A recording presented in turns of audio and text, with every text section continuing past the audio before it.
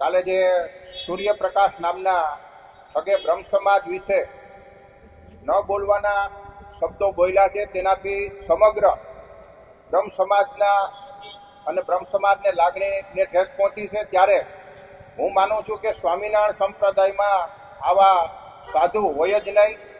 આવા ઠગ સાધુ બની બેઠેલા છે. એટલે પહેલાં તો સ્વામિનારાયણ સંપ્રદાયના સમુદાયને પણ હું વિનંતી કરું છું કે આવા લોકોને સંપ્રદાયમાંથી બહાર કાઢવા જોઈએ અને વારંવાર આવા નિવેદનોથી સનાતન ધર્મને હાનિ પહોંચે.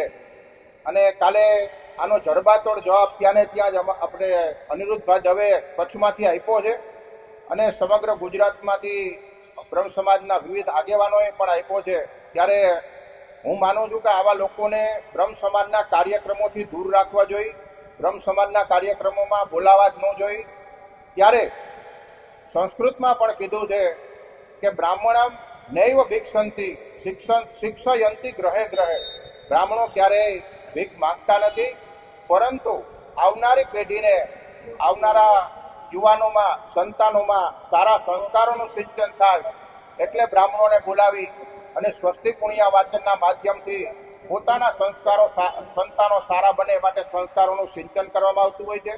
ત્યારે આવા ઠગના માતા પિતાએ પણ મને એવું લાગે છે કે એનામાં સારા સંસ્કારોનું સિંચન નહીં કર્યું હોય.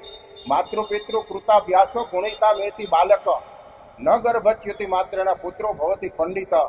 એટલે મને એવું લાગે છે કે આના માતા પિતાએ પણ ફરીથી બ્રાહ્મણોને બોલાવી અને એની માફી માગવી જોઈએ અને ફરીથી આવા ઠગના સારા સંસ્કારો આવે માટે બ્રાહ્મણો પાસેથી વિધિ વિધાન કરાવવું જોઈએ. એ જ અભ્યર્થના. અને આવનારા સમયમાં બ્રાહ્મણો પણ આનો જડબાતોડ જવાબ આપશે.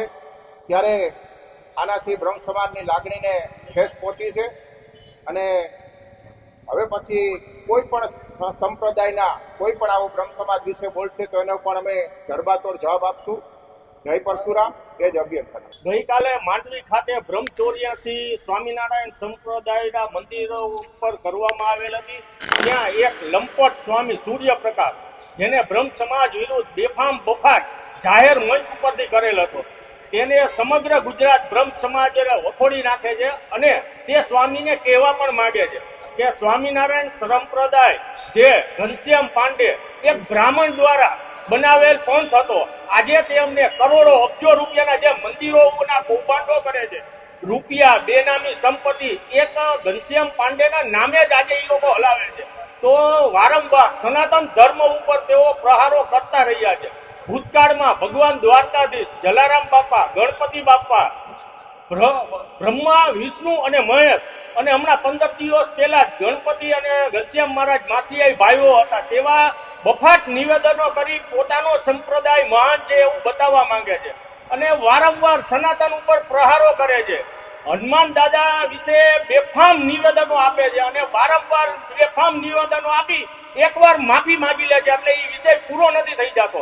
હવે તો એવું લાગે છે પોતાના ધર્મનો પ્રચાર કરવા માટે સનાતન દેવી દેવતાઓને ઈરાદાપૂર્વક ટાર્ગેટ કરવામાં આવે છે. આની વિરુદ્ધ સરકારે પણ કડક પગલાં લેવા જોઈએ અને દરેક સમાજે પણ વિચારવું જોઈએ. આ સંતો અલગ અલગ સમાજના દેવી દેવતાઓને વારંવાર ટાર્ગેટ કરીને એકબીજા સમાજને અંદરો અંદર પાખોડવાના જ ધંધા કરે છે.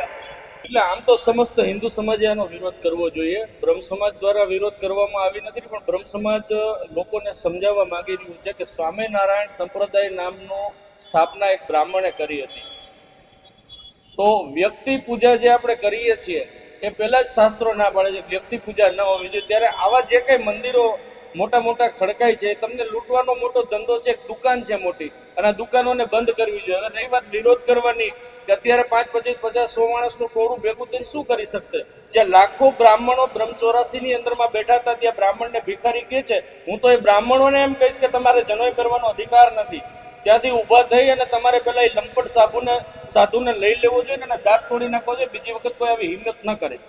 40% બ્રાહ્મણો સ્વામિનારાયણ સંપ્રદાયની અંદરમાં રહી અને આ ટકલાઓની પૂજા કરે છે, જે જાણે છે કે આ હિન્દુ ધર્મની વિરુદ્ધ છે. એ લંપટ સાધુઓની સેવા બ્રાહ્મણો કરે છે. ધિક્કાર જેવા બ્રાહ્મણો હરિભક્તો થઈને હિન્દુઓની 60% વ્યક્તિ એક અવાજ ઉપર સ્વામિનારાયણમાં ભેગા થઈ જતા હોય ત્યારે હિન્દુઓને સમજવાની જરૂર છે. આપણને હરિ નામે આપણે કૃષ્ણને હરિ કહીએ છીએ, શ્રી હરિને હરિ કહીએ છીએ, નારાયણને હરિ કહીએ છીએ. ત્યારે હરિભક્તો તમને જયારે કે તમે નારાયણના ભક્તો છો અને એને મૂતરમાં તણાઈ જવાની વાત કરતો હોય ને તો સાધુને તેને ગોળી મારી દેવી જોઈએ. એને બદલે હરિભક્તો થઈ અને આપણે ત્યાં જાય છે તો સમજાવવાની સાધુઓને જરૂરત નથી, સમજવાની હિન્દુઓને જરૂરત છે, સમજવાની બ્રાહ્મણોને જરૂરત છે. વારંવાર સનાતન ધર્મના ઉપર જે પ્રહારો થઈ રહ્યા છે સ્વામિનારાયણ સંપ્રદાય કે અન્ય સંપ્રદાય દ્વારા વારંવાર થઈ રહ્યા છે, જ્યારે આ સંપ્રદાય એવું કીધું છે કે ભાઈ હિન્દુ છી જ નહીં, ભૂતકાળમાં એણે કોર્ટમાં એવું લખાણપૂર્વક કીધેલું છે, એટલે એ દેવી દેવતાનું વારંવાર અપમાન કરે છે અને કાલે તો એણે હદ વટાવી નાખી છે, બ્રાહ્મણો વિશે બફાટ કર્યો છે. સનાતન ધર્મના મૂળ જે કોઈ હોય તો બ્રાહ્મણ છે એના વિશે એણે ખૂબ બફાટ કર્યો છે. સમગ્ર બ્રહ્મ સમાજમાં એનો બહુ જ રોષ છે. અમે સરકારની પાસે માગણી કરી છે કે આના માટે ત્વરિત પગલાં લ્યો અને કોઈ એવા ઠોસ પગલાં લ્યો જેનો દાખલો બેસાડો કે ફરી પાછું કોઈ સનાતન ધર્મ ઉપર કે કોઈ જ્ઞાતિવાદ ઉપર પણ આંગળી નથી દે, એવો અમારો સરકાર પાસે ખાસ નિવેદન અને વિનંતી છે. સાંજ સમાચાર ફેસબુક પેજને લાઇક કરો, વિડીયો શેર કરો અને વધુ વિગતવાર સમાચાર માટે sanssamachar.net વિઝિટ કરો.